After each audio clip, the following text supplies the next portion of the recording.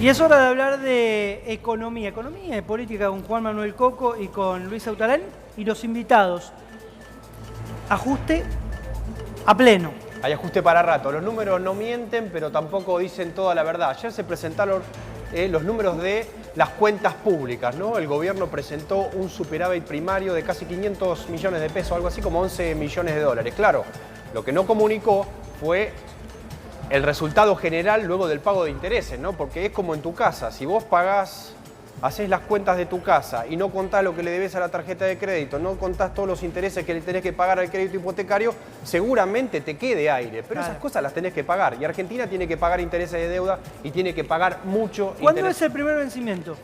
No, hay vencimientos todos los meses de deuda. ¿Y el grande del desembolso del FMI es? No, a partir de 2020. 2020. A partir de 2020 tenés que pagar... Tiene como para juntar un poco. Sí, claro, al Fondo Monetario hay que pagarle casi 57 mil millones de dólares. Pero además tenés 57 mil millones de dólares, que es el préstamo que Argentina tomó, ¿no? El préstamo stand-by. Mauricio Macri va a recibir en su gobierno el 80% de ese crédito, unos 40 mil millones de dólares, y si es reelecto va a recibir el resto. Y si no, el presidente que sea electo, la presidenta que sea electo, va a recibir esa carga de deuda más un desembolso adicional. Pero ¿qué pasó con las cuentas públicas? Mirá, variaciones reales. Esta es una nota del diario BAE Negocios de Mariano Cúparo Ortiz. Mirá, variaciones reales primer cuatrimestre de 2019 versus primer cuatrimestre de 2018. Fíjate todo lo que está en rojo. Todo lo que está en rojo fue recorte, fue ajuste. 56% en educación, 39% en vivienda, 35% en energía, agua potable y alcantarillado, casi 24%. Prestaciones sociales, uno de los recortes más fuertes en la historia de la Argentina. Ingresos también cayeron, son reales, tenés que descontarle. Lo que creció la inflación, transferencias a provincias también cayó, y mirá lo que está en verde.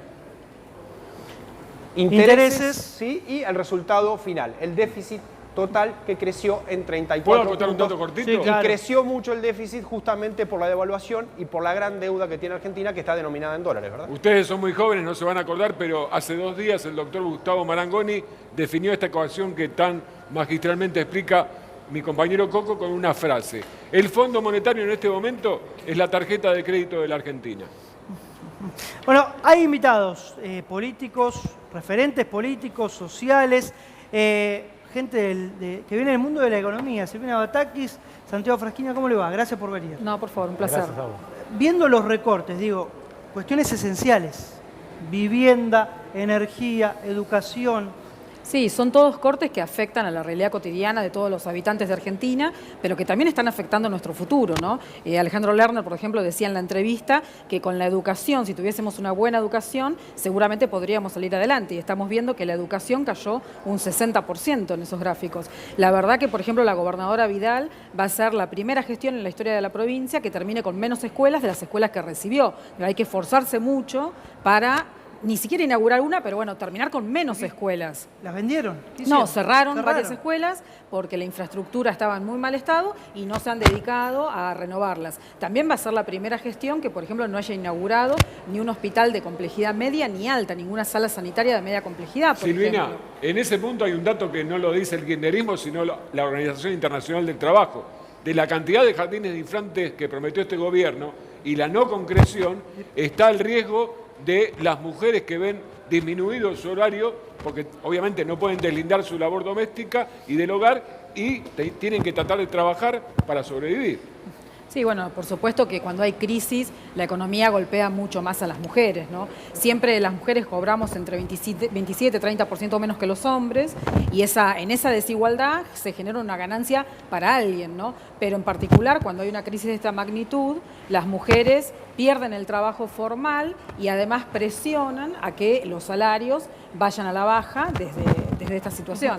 Santiago, ¿esperabas una baja de poco más de un punto en la inflación de un mes a otro, con los datos que conocimos esta semana? Sí, hay dos cuestiones. Primero, referido a ese gráfico que me parece que es muy interesante cuando el FMI habla de déficit fiscal o que habla de ordenar las cuentas públicas, está hablando solamente del primario, ¿sí? Que no contabiliza el pago de intereses. Con lo cual estás ajustando en el mercado interno para pagar deuda pública, ajustar en educación, salud, prestaciones sociales, solamente para pagar la deuda pública que es lo único que le interesa al Fondo Monetario Internacional, garantizar el pago de la deuda pública, porque el FMI obviamente es lobista del sistema financiero. Y esto te lleva a un círculo vicioso, porque vos ajustás en el mercado interno, profundizás la crisis, entonces generás que el Estado recaude menos, por eso en términos reales la recaudación tributaria se le está cayendo al gobierno, eso genera que no llegues al déficit fiscal cero, entonces ¿qué te reclama el Fondo Monetario Internacional? Más ajuste que te profundiza la crisis. Con respecto a la inflación, vos tenés que en este cuatrimestre, en los primeros 4 meses de este año, ya tenés una inflación por arriba del 15%. Si vos te acordás, cuando lanzaron las metas de inflación en el 2016, 5%. 5% para todo el año. Prometieron una inflación acumulada en los 4 años del gobierno de Macri del 74% acumulada. Vamos a una inflación del 200% y todavía el gobierno de Macri no terminó. Claro.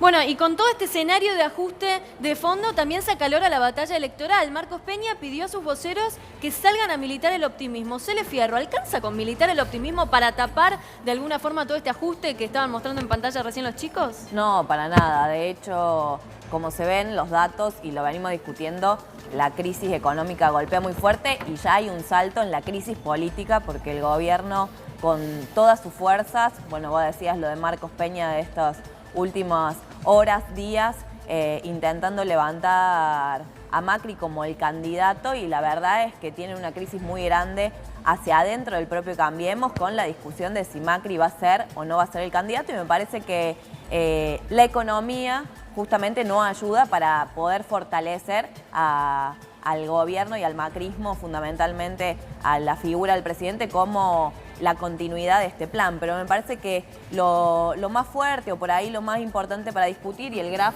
lo decía, que es cumplir con el fondo trae más ajuste. Entonces me parece que lo importante tiene que ver con cuál es el proyecto político y cómo se encara el 2020. Porque como bien decía Coco, los intereses se pagan durante todo el año, pero en el 2020 va a venir justamente el pago concreto más grande, al último préstamo del Fondo Monetario Internacional. Entonces, la discusión es quién venga, qué es lo que va a hacer. Por eso nosotros desde el MST lo venimos planteando desde hace bastante tiempo y con mucha fuerza, que la única salida para salir de la crisis y de verdad resolver los problemas estructurales del país es romper el acuerdo con el Fondo Monetario y en relación a esto, suspender el pago de la deuda, perdona. En relación a esto también Nicolás Dujovne habló y dijo que no hace falta renegociar la deuda con el Fondo Monetario Internacional. Santoro, ¿cuál es tu opinión al respecto? Dujovne dijo que no hace falta renegociar. Lo dijo ayer.